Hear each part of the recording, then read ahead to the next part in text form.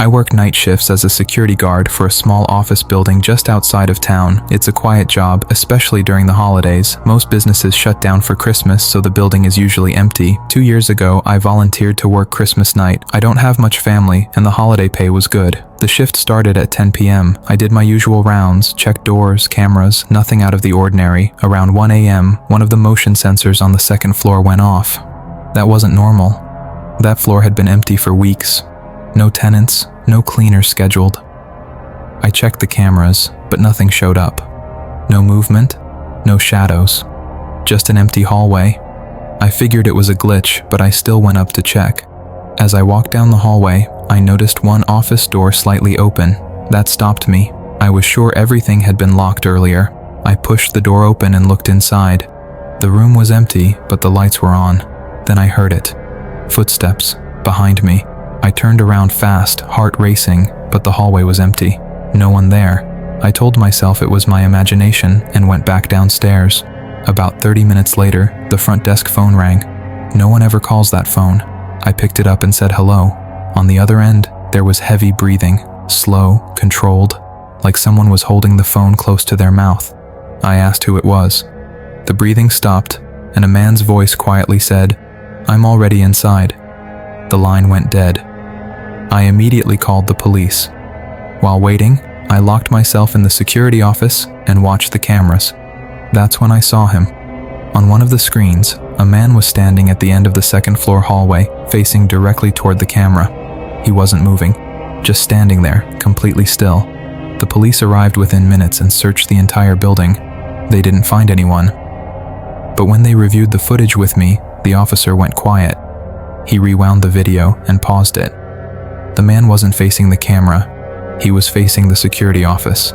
They told me someone had likely accessed the building earlier and slipped out before they arrived, but that didn't explain how he knew where I was sitting. I quit that job the next day. Every Christmas since then, I keep my phone on silent at night. I don't like answering calls anymore.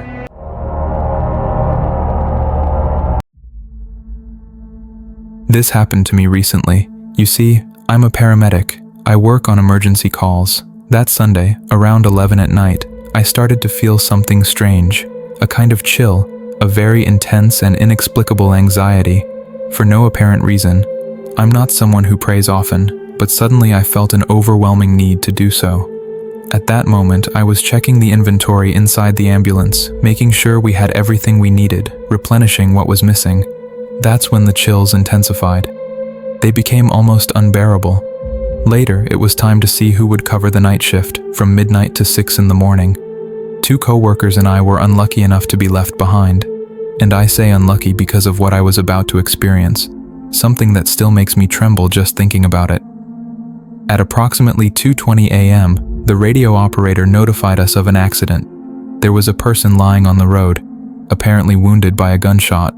We responded immediately, and yes, there was a person on the ground. But the wounds did not appear to be from a gunshot, nor did they appear to be stab wounds. The wounds were, how can I explain it? They looked like bite marks. It looked as if the person had been attacked by an animal, a dog, or something else. There was even torn skin. The most disturbing thing was that there was no massive bleeding. Suddenly, we heard him try to say something. The person was still alive. It was huge, they said. I couldn't defend myself. I couldn't defend myself. We lifted them into the ambulance to transport them, and with every question we asked, they repeated the same thing over and over again, that it was something huge and that they couldn't do anything to protect themselves.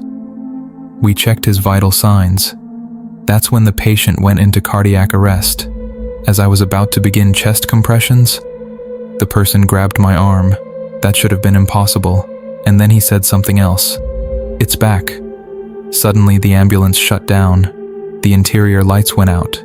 Everything went dark. Terrified by the situation and by everything I had been feeling all night, I finally started to pray. But something strange happened. Something that I think happens to people at times like that. I forgot how to do it. I tried to think of the Lord's Prayer, but I couldn't recite it. I couldn't remember the words. The ambulance began to shake violently. That man, who, according to his vital signs, was dead, squeezed my hand. I don't know if what I heard was real or just my imagination, but I clearly heard his voice say, "Don't let him attack me again." I didn't know whether to respond. I no longer knew what was real. I didn't even know if I was alive. I closed my eyes. Then my partner screamed. He screamed in pure terror. And then from far away, we heard a baby crying. Incredible as it may seem, it was faint, barely perceptible, but that sound seemed to calm everything down. The lights came back on. My partner was drenched in sweat, and the patient now had something he didn't have before. His face was completely scratched, not slightly, but brutally. One of his eyes was almost popping out of its socket, as if something had tried to rip it out. His vital signs returned. We drove as fast as the ambulance could go. When we arrived at the hospital, they refused to take him in. They said the authorities had to arrive first before admitting the patient, because it looked like he had been involved in a violent altercation. We insisted, because of how critical his condition was. Finally, they admitted him. While we waited for the authorities, they wouldn't let us leave. We had to give our version of events, and we told them everything. There was nothing else to do but tell the truth. We gave all the details, as incredible as it seemed. I don't know if they believed us, but the person who took our statement said they had never heard anything like it, and even less so from paramedics.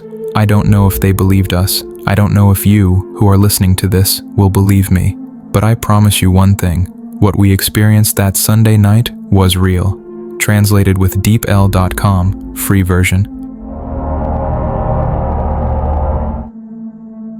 This happened to me not long ago, and I swear on my mother's life that what I experienced was real. It was 2013. I was just a kid, in 5th grade at a private school near Azcapotzalco in Mexico City. I was never a lonely person. I had no problems with my parents. I was a normal kid. I liked soccer and video games. My torment began as follows. One afternoon, after school, my mother remembered that she had forgotten some things on her shopping list. So we went to the nearest market in our neighborhood. While my mom was buying vegetables, something caught my attention. A stall that smelled very strongly of herbs and incense. I approached it. On the other side of the counter was a man who looked literally like the wizards in animated movies. Long hair, dirty nails, old overalls. Curiously, he didn't give off bad vibes. I started asking him what all those things he had at his stall were. After about 5 minutes of talking to him, I felt something strange, as if someone were watching me from the side. I turned around. There it was, a small necklace with a leprechaun. I asked the man what it was. He told me it was for good luck, that it was used to ask for money if you wanted it. I was excited, like any child would be. I asked my mom to buy it for me. She didn't see anything wrong with it, and we ended up buying two. They weren't like the other trolls or goblins at the stall that looked strange. These looked like cartoon goblins, but they had something peculiar, a small colored stone on their chest. After paying, the man told me what I had to do for the little elf to help me. He explained that every night I had to rub the stone and ask him for a favor. What he didn't count on was that I was a child with zero responsibility. Within a week, I lost both necklaces, and I forgot completely about their existence. A month after losing them, I experienced something that I still remember with great fear. I was getting ready for bed. I always slept facing the ceiling. My bed had a shelf above it, like a bunk bed. Suddenly, I saw something small and black peeking out from above. It only showed itself for a second, and then hid again. I wasn't scared at first. I thought something was out of place, but 5, maybe 10 seconds later, I couldn't move anymore. I heard little laughs, and I saw little black things moving near my face. I stayed like that for about 30 seconds. I didn't understand what was happening or why, but the fear was terrible. The following week, it happened again. Since then, I started sleeping covered up to my head, leaving only enough space to breathe. I told my mom, but she didn't believe me. Another month passed. The September 15th holidays were approaching. I had lost some of my fear, although at night I still heard little footsteps, as if someone were throwing marbles, and laughter. Laughter that was high-pitched, shrill when I was alone. And then, the worst night of my life happened. That night I decided to uncover myself. I thought those things were gone. By then, I already knew what they were. I had researched it on the internet. Everything matched. They were goblins. I was uncovered, looking at the wall, with my eyes closed, when I heard clearly little footsteps coming down the headboard of the bed. I froze. I felt something rest on my pillow. And then, a giggle. Horrible, terribly horrible. I cried. I cried without turning around, without daring to move. And so, I fell asleep. One Saturday, my mom took my older brother to have a cleansing done. I stayed in the car. When they came out, I asked him why they had gone. He told me that for 2 months, the dead had been coming to him, that he heard laughter, that they even tickled him at night. At that moment, I understood. I wasn't crazy. I wasn't the only one. Then they took me. When I entered the woman's house, she stared at me in a horrible way, as if she knew that everything was my fault. After the cleansing, everything began to calm down. Nothing else happened. Although sometimes, when I go to the same market, I see that stall in the distance, the witch doctor, and I'm sure he's still selling those creatures. In my house, from time to time, you can still hear giggles, but now only near the patio. They don't come in anymore. Nothing else happens to me anymore. Thank you for listening to me, and above all, if anyone does, thank you for believing me. I remember when I was a child. I was about 8 years old. I lived with my little brother, who was 2 years younger than me. You've probably noticed that I hardly ever talk about him, and it's not easy to do so because of what you're about to hear. My brother and I had our mother and my dad, my old man. We were very poor, so poor that sometimes we didn't even have anything to eat. I remember my father working every day in the fields to bring home something, anything, and we would see how to make it last. Many times my dad and my mom didn't eat. Those were terrible times, really terrible. But as a child, you don't see it that way. You understand that when you grow up. Despite all the hardships, I was happy with my brother. Like any child, I didn't see beyond what was really happening. I just wanted to play. Everything got worse when my dad fell ill. Something stung him while he was working in the fields. Later, we found out it was a scorpion. My little dad died. From those days, I remember my mother crying every night. It made me very sad, but what could I do at only 8 years old?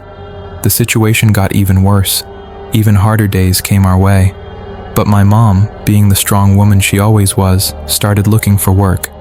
One job after another, and another, until she found one as a weaver. The problem was that it was very far away. There was no other choice. She left very early, and came back very late. We hardly ever saw her. When she left, we were still asleep. When she came back, we were already in bed. It was then that she told me that I had to take care of my brother, that now I was the man of the house. A few months went by like this, until that damn day came. My brother couldn't sleep. In his sleep, he told me that my dad was talking to him, that he could hear him outside, calling him. I knew that was impossible.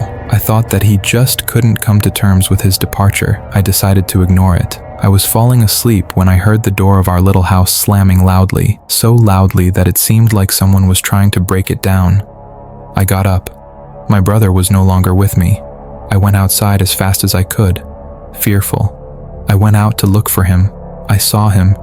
He was on his way to the forest along a path near the house. I ran after him. I entered the forest, but I couldn't find him. I searched and searched and searched until I heard it too. My old man's voice, but it sounded different, strange, very deep. I started to follow that voice. I was no longer looking for my brother. I was looking for my dad, until I saw who was making that voice. It was a woman, just her silhouette, completely dark. I couldn't make out her face. My little brother was there next to her. He looked hypnotized. I yelled at him. He turned to look at me. I remember everything, and you don't know how painful it is for me to do so. It was all my fault. The woman took my little brother and dragged him into the darkness. My brother screamed for me to help him, but I hid. I was so scared, very much. I was only 8 years old. I couldn't defend him. I couldn't do anything. It hurts me to think that he believed I abandoned him. Because I was his brother, I should have taken care of him, but at the same time, I was just a child. I have lived my whole life with that guilt, with the guilt of my cowardice. I will always carry my little brother in my heart, and I hope that someday he can forgive me. That night when I returned home, my mother was there, desperate. When she saw we were gone, she had worried. When she saw me, I burst into tears. I had to confess everything that had happened. I remember how she cried, how her tears wouldn't stop. After a few days, we left that house and moved in with a cousin. Despite the pain, we moved on. Sometime later, my mom confessed to me that my brother had been taken away by a witch. This is the story of my grandfather. He lived in Chiapas, in a humble little house. He took care of his pigs. He had 5. Every time we went to visit him, he would tell us stories, but none as painful as this one.